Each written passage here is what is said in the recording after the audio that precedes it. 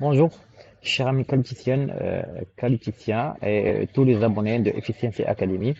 Bien sûr, nous allons traiter aujourd'hui un thème d'actualité sur le domaine automobile, qui est l'AMDEC AAG VDA dernière version, dernière édition, ou la première édition en 2019. Donc, qui présente un peu les éléments de la démarche, leur origine, ainsi de suite. Donc, pour un petit rappel historique de la démarche, donc le guide ou le manuel ou le handbook FMEA et AGVDA 2019, il est issu de deux inputs. La première, c'est venant de AAG, qui est l'association américaine industrielle domaine automobile. Euh,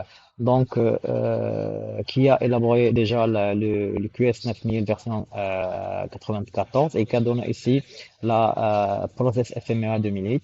Donc, c'est la démarche AMDEC conçue pour l'industrie automobile américaine, mais aussi issue de VDA, qui est le constructeur allemand, version 2009, issue de CUI 60818, version 2006, et aussi de la MyLP 1629 donc 1949, qui est un peu similaire à l'ISO-TS à l'époque 16949 ou l'IATF 16949 version 2016.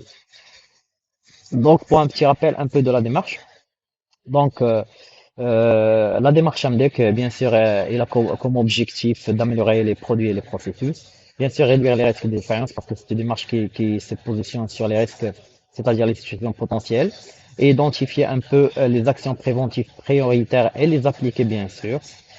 Aussi, c'est une démarche anticipative, c'est-à-dire orientée prévention, orientée risque. C'est une étape systématique qui concerne toutes les étapes et les entités qui sont étudiées. Participatif, ça demande un travail d'équipe. Exhaustif, parce que c'est les modes effet cause, c'est-à-dire un traceback. Bien sûr, elle est gagnante parce qu'elle est orientée coût. Elle aide à la conception puisqu'il y a la détection des risques. Bien sûr, c'est un aide à l'industrialisation pour éliminer les problèmes ou problèmes écartés.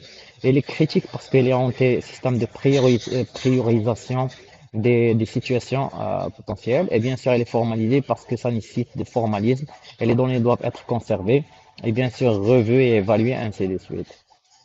Donc, toujours dans cet esprit, les quatre questions clés pour l'AMDEC, c'est quels sont les modes de défaillance potentiels, quels sont les effets potentiels de la défaillance, quelles sont les causes potentielles de la défaillance et quelles sont les préventions recommandées par rapport à ça. Et en d'autres termes, ces questions peuvent devenir aussi qu'est-ce que pourrait mal tourner, quel effet, quelle cause, quel plan d'action à faire, à anticiper ça. Donc ça, c'est vraiment les véritables causes qui peuvent se permettre par rapport à une démarche AMDEC. Bien sûr, bien sûr, les résultats de l'index sont toujours bénéfiques, mais toujours parce que principalement c'est un outil qualitatif qui détermine les causes de défaillance profonde.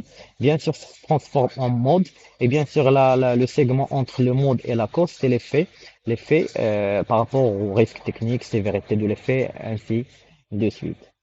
Si un peu on veut apporter un peu d'écran macro, on a une conception, avec des caractéristiques spéciales, c'est un processus qui va avoir comme élément d'entrée aussi les risques. C'est une approche pluridisciplinaire parce que ça demande de l'équipe, c'est une approche pluridisciplinaire. En élément d'entrée, on a les essais, mais en élément de sortie, on peut avoir des plans de validation, des plans d'action sur des processus, des plans de surveillance par rapport au produit. Mais aussi, si on est orienté maintenance, on va avoir un plan de maintenance équipement. Et par ça, on peut détecter ou déterminer directement les types d'AMDEC. Les types d'AMDEC, bien sûr, l'AMDEC produit, et en anglais, c'est Design FMEA ou la DFMEA. Au process, c'est la FMEA ou le PFM FMEA. Bien sûr, tout ce qui est surveillance, ça peut être un FMEA MSR, ça un peu met en jeu la démarche AMDEC et bien sûr tout ce qui est MSP, maîtrise statistique des procédés, ou MSA. Aussi, c'est le moyen de production pour avoir la FMEA ou Manufacturing Practice FMEA. Donc, ça, c'est les éléments qui présentent tous les éléments de l'index. Maintenant, si on veut apporter un œil critique sur ça, donc on a la fiche AMDEC FMA ou le design FMA qui présente un peu les éléments en termes de planification. C'est l'étape 1, c'est la définition de l'entreprise, la localisation, l'objet de l'AMDEC, le modèle, l'année, le client du produit, parce que toujours en élément de sortie. Donc la première colonne, c'est l'historique des changements, c'est-à-dire quelle a été revue, la date, ainsi et quel est le motif de la revue. Donc la première partie aussi, c'est l'étape 2 concerne l'analyse structurelle. De quoi il est constitué ce produit? C'est au niveau supérieur, au niveau macro, au niveau élément de travail, c'est-à-dire l'entité qui travaille cet élément. Et au niveau inférieur, c'est les organes et les constituants de ça. Chaque organe ou chaque élément de travail nécessite la première fonction. Donc chaque élément donne la première fonction, la deuxième fonction, la troisième fonction qui est détaillée. Et sur ça, on va appliquer l'analyse de défaillance, c'est-à-dire quel est l'effet de défaillance rencontré, c'est quoi la sévérité avec l'élément de pondération qu'on va voir après. Et c'est la deuxième partie, c'est le mode de défaillance, bien sûr. Et le mode de défaillance va nous donner la cause profonde de ces éléments qu'on peut utiliser les 5 pourquoi ou le diagramme de Chicago, ainsi de suite. Sur la base de ça, on va étaler l'étape 5, qui est en fait l'inspection de prévention existante, c'est-à-dire les moyens de contrôle liés à l'apparition. Bien sûr, et l'inspection de la détection, c'est les moyens, c'est les moyens de contrôle qu'on peut ou de surveillance de la défaillance. Et bien sûr, la priorité par rapport à ça, qui va nous donner un peu la sixième étape, qui sont les actions de prévention existantes, les actions liées à la détection, et bien sûr, tout ce qui est élément de plan d'action, personne responsable, le responsable d'entité, l'échéance, les statuts, si on peut ajouter les moyens, la colonne moyens, et bien sûr l'échéance, et après une mise à jour de l'analyse des critères pour mesurer les risques résiduels par rapport à ces éléments.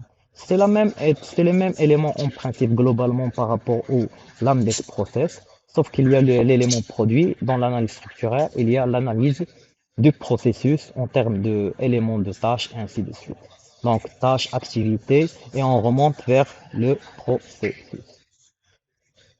Donc, il faut toujours cela un peu les recommandations à utiliser. Donc, on peut utiliser les termes techniques précis pour les modes de défaillance, chercher les causes par les moyens concernés et détectés, terminer la médic dans les délais raisonnables, bien sûr. N'oubliez pas les objectifs, la qualité, le coût, les risques, bien sûr, et ainsi de suite, les critères à satisfaire et autres. Il ne faut pas oublier les recommandations. Donc, en termes, ça c'est la recommandation, mais je veux parler des pièges. Il ne faut pas réaliser l'AMDEC après avoir eu un problème parce que l'AMDEC, il s'oriente risque et non pas défaillance réelle. C'est risque potentiel ou défaillance potentielle. Ne pas réviser une AMDEC à temps, c'est un problème. Il faut la réviser toujours chaque temps.